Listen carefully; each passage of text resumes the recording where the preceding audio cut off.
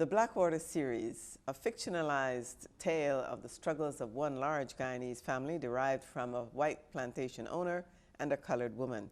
A chat with the author, Dr. Carmen Subryan, up next on Carib Nation. When America wants to know what's happening in the Caribbean diaspora, there is one clear choice. Hello, welcome to Carib Nation. Both people inside and outside are very excited about today's program. Looking at you, I can tell that you have traveled the journey. One television organization brings America close to the people, stories, and events that affects Caribbean life. Get close, get answers, get Carib Nation.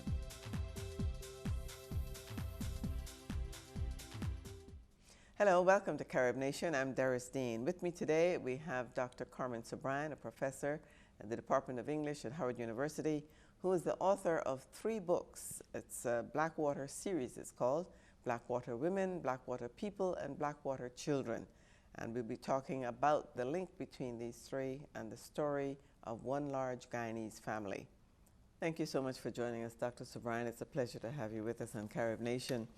You have embarked on a series called the Blackwater series, and it started off with the first book you wrote on Blackwater People, which is about the Allicocks. And it interested me because my maiden name is Leacock, and I wondered about these Allicocks and Leacocks and handed down from our slave masters. Tell us a little bit about how Blackwater People came about and what you hope to tell us about the story. Okay, thank you for having me, Doris. And Leacocks and Allicocks, for all you know, we are related. Blackwater People really came about from a real long journey, a very long journey. I have a cousin named Sammy Allicock, and Sammy was really fired up about getting together a family reunion. He said, the first Allicock family reunion, we have to get it together. And he worked tirelessly, and he put it together in Maryland. We had about 200 people. Wow. And it was a real wonderful time. But while I was communicating with him concerning the arrangements for the reunion, he shared with me some documents. One was the will from the first Allicock, and the second document was part of a transcript from a court case that the Allicocks filed against the Demerara Bauxite Company, which was the largest, one of the largest companies in Guyana. So based on those 2 documents, and based on my conversations with Sammy and my conversations with some of the older members in the family, I was really able to get started on this book. Of course, over the years, I had heard it, you know, bits and pieces of a story. Mm-hmm. I knew there was a story there. And the story, when I unraveled it, was a real fascinating one. Allicock was a white Scottish plantation owner. He went to Guyana about 1750s, and he actually had a plantation called Allicock. And Allicock was a Dutch name because the Dutch owned the plantations before the British. Right. And you know of the seesaw occupations between the Dutch and British, right, and sometimes the French and Spanish. But the major ones were the Dutch and British. So he got his plantation probably from spoils of war or Lord knows how. But anyway, he renamed the plantation Retrieve. And he had 8 children with a colored woman and 1 child with an American woman, which is an Amerindian, American Indian woman. And he lived on this plantation with them. First they did sugar, and later they did, there was a woodcutting. It was a woodcutting establishment. And the fascinating thing was, as a little girl, I lived on one bank of the Demerara River. And right next to us, there was another Allicock, and on the other side, another Allicock. Allicocks spread all along the riverbank. So, of course, therein lies a story somehow. Yeah. Then in about the 1950s, and I'll fast forward just to pick up with the story, the Demerara Bauxite Company which had been operating in Guyana since about 1914, decided to expand into alumina. Alumina is like the first stage of bauxite, of aluminum. It's bauxite, then the aluminum, the dust form, and then the aluminum. So they came to the Allicocks all along the banks of the river there, and they said, you've got to move because we're ready for our land. We had bought up all this land belongs to us. And the Allicock said, oh, no, no, you know, oral history is something. So they said, no, no, no. We know that we have this land belongs to us. This is our land. We're going to fight for it. And the modern day ones decided they were going to fight. So they got together some money and they went to Georgetown, the capital of Guyana, and they decided to get some of the lawyers. Now, incidentally, Forbes Burnham, who became the president of Guyana, prime minister, he was my mother's lawyer. I remember as a little girl being in the office with him. He just returned from England. Anyway, they got the lawyers, and the lawyers were able to ascertain that Allicock actually had a will. They actually found the will in the records in Guyana because he was a white man, and of course, you know, white people's will will be probated, but blacks will never had anything to pass on. So once the will was found, everything was I mean, was clear fantastic. road from there. Yes, because they were able to sue the Demerara Bauxite Company, and they actually won the court case. And that's how the whole book unfolds. Well, what I did in Blackwater People, I imagined, first of all, I started out with the family reunion, Sammy's efforts and so on, and all of that, and how we tried to bring all of his family, whether they were dark skin, light skin, and of course, you know, we have because the of the dark mixtures, skin, but we have dark skin, light skin problems, you know that. And even in school, some of the dark-skinned ones would even be named Allicock, yet they don't want to talk to some of the other light-skinned ones don't talk to, you know, so we always had those problems. Anyway, he was determined. He said, I don't care what color you are, let's get together and get this thing started. So I dealt with that in the first part. Then I flashed back to Robert Frederick Allicock, who was the first Allicock, and I kind of recreated his journey to Guyana, and how he came and he met a white plantation owner as he was coming across on the ship, you know, and he let him stay with him for a while, and then he went up to his own plantation and so on. So I did that entire thing. And then I had a little bit there about how he met Anne, but not very much, this Anne Mansfield that he had the 8 children with. So to round out this part, what I'll do is I'll read quickly a little bit from the will, just so you'll get the flavor of how things were at that time. Clearly it was set out. Yeah, because what I did was I actually scanned in a part of the will, and it starts out, in the name of God, amen. I, Robert Frederick Allicock, inhabitant of this colony, being at present sick and weak of body, but of a sound and disposing mind and memory, thanks be to Almighty God, but knowing the frailty of all mankind, do hereby make and ordain this to be my last will and testament in the manner and form as follows. Then he has several items. The first item was, I give my body unto the earth and my soul unto God who gave it. Second, I give and bequeath unto the church and the poor of this colony the sum of 12 guilders, you know, at that time it was Dutch money, thereby excluding the Honorable Wiskamer or Wiskamer's office from having anything to do with or say to the estate after my decease. I guess that was probably formality so they don't come back and get some more money.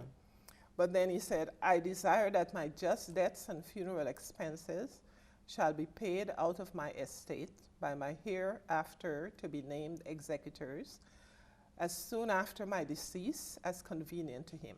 Then the fourth, and this is where it really becomes interesting, and based on this, the court case was fought.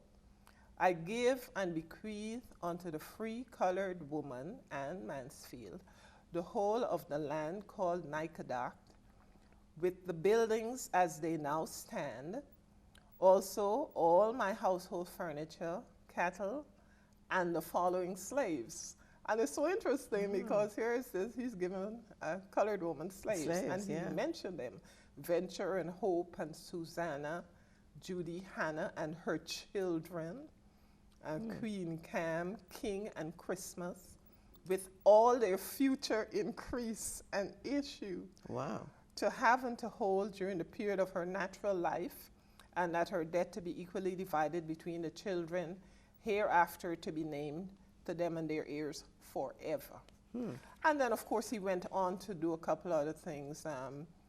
He said that the executor should pay annually out of his estate unto the woman a certain amount of money for their maintenance. So they were well taken care of. Oh, very well taken care of. And at the age and that's of 25, all of them. All the of Amerindian, the one with the Amerindian, he as well sure as with the did. colored He left Hannah 200 roods of land, 500 guilders annually for Nancy's upkeep, 2 slaves, and so on. So he took care of all of the children. As a matter of fact, it turned out that he was a very, very Christian person from, you know, what we read and from what we could find out. And of course, bauxite became the mainstay of Guyana, so yeah, it was at one point at least. Yep.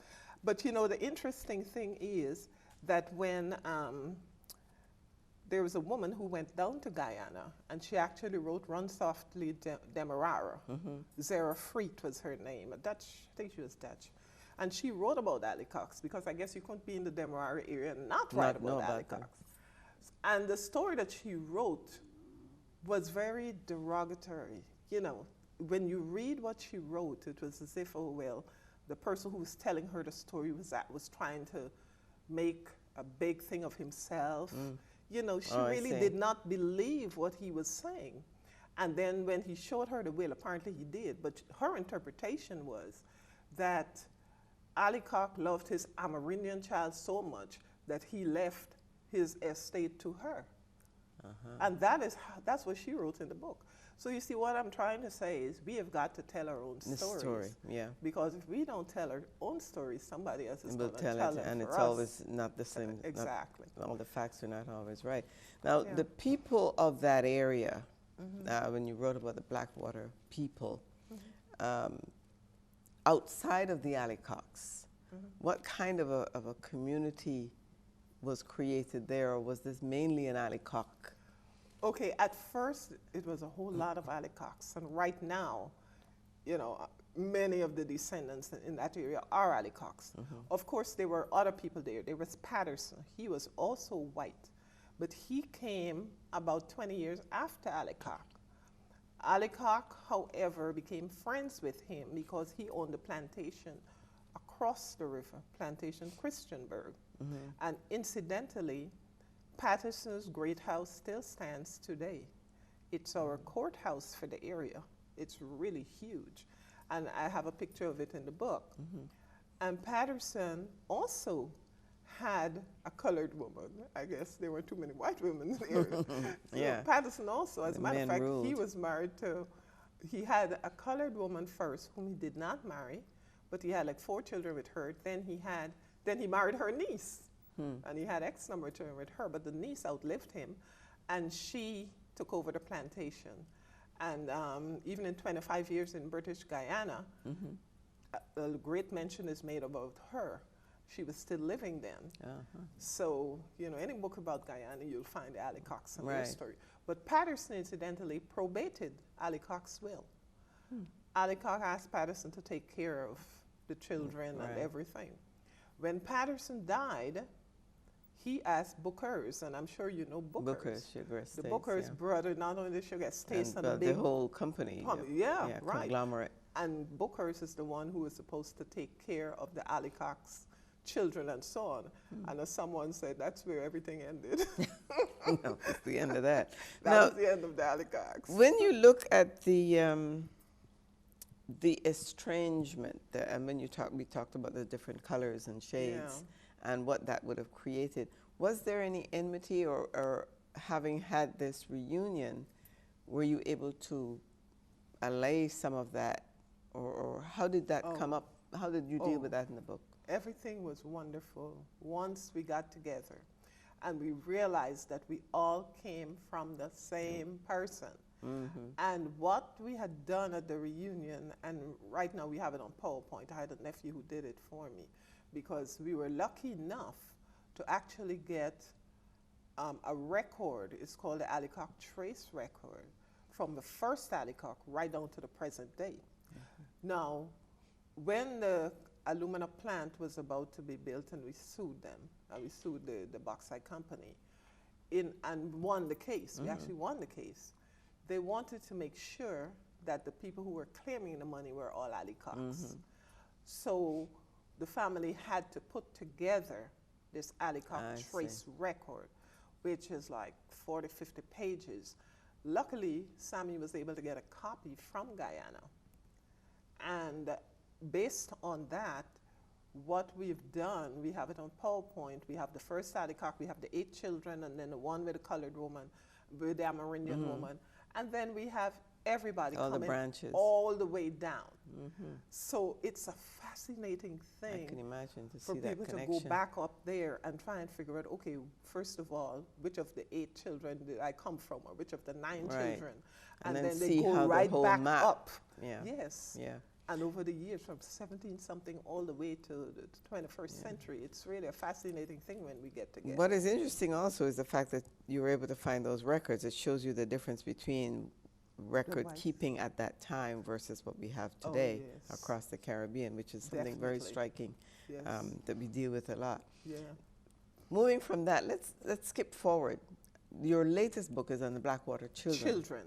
Yes, and Blackwater Children came about because someone who read Blackwater People called me up and said, now, I know you have something about Anne in there and so on, but where did she come from? And that was really, I thought about it. Said, she was black, she was mulatto. Where did she come from? And right away, a book started forming in my head. Trace that, yes. And I said, you know, I can't finish this thing without writing about Anne. And I started to create a story about her. And incidentally, what I did was I did it so quickly. In, you know, this third book came out very quickly. It almost wrote itself, as they say, you know, because I was really the information fired up. was right there. And not only that, I wanted to deal with the African roots. I said, there's no way I can deal with the Scottish roots, but I have to deal with the African roots of the Allicock family. And what I did was I started out with modern-day Guyana, modern-day Linden, the area where, the Demerara area, where the stories are set. And then, of course, I did the flashback. So the modern-day part deals with a descendant of the Allicocks who lived on the river with her father. Her mother had died tragically on the river. And I traced what's going on in the country right now. And then I flashed back through Anne's story. And Anne's story, many people find very fascinating, and several of my American friends who've read the book, they said that is the one that they really, really liked. Because I had Anne as being the daughter of one of the plantation owners who had befriended Allicock. I see. And that is how he was able to hook up with her. With her in the first place. In the first place. And what I had was that of course, the plantation owner was married. And his wife couldn't have any children, but of course that never stopped them, you know. They had many children, and they still went to the slave huts and got the young ladies. And that is what I have, that's what I talked about, you know. I recreated that part about him actually going to Anne. I mean, going to the friend. Going to Tansy, because Anne's mother, I had her name was Tansy. And then her mother's name was Zara. So it's Zara, Tansy, and Anne. So Rathborne went to Tansy, and of course, first they had a boy child named John, and then they had Anne. And now I also told Zara's story, because Zara's background, I wanted to make sure that people understood that where she came from. Zara was the one who actually came from Sierra Leone. I heard her was coming from Sierra Leone to the islands, and then from Jamaica coming to Guyana, which was more or less the route. And that is common, I think, across most of the Caribbean. So I thought that I would have that in there. Now, on page 104, I have a little bit here about the birth of the first child, who's John, Tansey's first child. Tansey glanced at the child in wonder. He was as white as massa, and even his features were those of a white man. He seemed a stranger to her. She wished that she could hide him from the world, and she could not help wondering how this white-looking baby, child of the hated white man, would survive in the quarter. Yes, he was her child, born of her body, but she felt strangely detached from him. Was it because her heart belonged to Simu, the tall young man who toiled in the cane field and who was constantly whipped by Jameson, the overseer? In one of their rare conversations, Simu had promised to run away and take her with him. It was their secret. But Massa's attentions had changed all that, or had they? Maybe she and Simu could still be together, she thought, as her eyes grew heavy, no doubt as the result of the brew her mother had insisted that she drink to the last drop. So that was the birth of the baby. And you know, I wanted to give a little different scenario, that these people were not necessarily proud of these half-white babies. Yeah. That Which is interesting when you see that today that is what everyone is striving to be. Exactly. And those who don't have the skin color or feel inferior, etc. It's amazing how you see that that almost dichotomy, that wrangling within themselves about what is from me and what is the truth out there, what has happened, the disgrace that it brought to some of these women. It's interesting to see how children then grow with these. How things have changed. Just the other day, I was looking at that little skit, Black Like Me, or whatever it was, where the kids were showing the babies and the two dolls, and there were these little black kids, and everybody, the little young lady who was doing a little experiment, of course it's been done before, asked them which one is the pretty doll. They pick up the white one. Which doll would you like the most? They pick up the white one. You know, it happens all the time.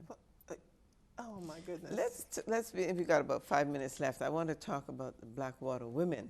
Okay. And the strength of those women. Yes. Blackwater Women was really, it really came out of my being in Guyana, in the Linden area, and not only in Linden area, just all over, and seeing these women, especially in my day, who were actually almost stepped on. Yet they were strong in their own way, but they knew that they had to be subservient because that's the way the society was. And in Blackwater Women, I told the story of 4 women, and they're not necessarily Allicocks, of course. When some people read it, they say, I know who you're writing about, you know? You're probably writing about your aunt or whoever. And so I say, I don't know about that, you know? You always make a disclaimer. But anyway, it's a framework novel, which started out with the author going home to bury her mother who had died. And while she was there, she, you know, all the nights of wakes and whatever, she came in contact with all these women whom she had known for ages. And she decided to write about these women. She called them Blackwater Women, because not only is the water dark. Right, that's what I wanted to raise, to bring the concept of the name. The water in that area is black because it's very dark because of the sediment and so on. And a lot of the foliage also that creates the darkness. Yes, especially when the bauxite isn't being washed into the water. Right. Because when the bauxite is washed into the water, it's a whole different thing. Yeah. Because the water becomes polluted and so on. And of course, that's what the bauxite company did to us. Right. They polluted the water, they killed the fish, and they practically killed many of us, but we were thankful because they were there, I guess, because they gave us jobs, but it was a whole other story. Anyway, those women's stories are told within the culture of the times. I dealt with the culture of the times. I dealt Some with of the going taboos to school. I dealt with the medicines and so on, the remedies. You know, the women had all And these the roles that these women played in their families. in their families, the strength in their definitely. families. Yeah. Also, the way they were beaten, the abuse. I dealt a lot with that. Yeah. Because there was no recourse. They could do nothing. Nowhere to go. Normally, they had X number of children, like 10 or 12, you know. And that the man took, I think men at that time took just a vicious delight in making women pregnant.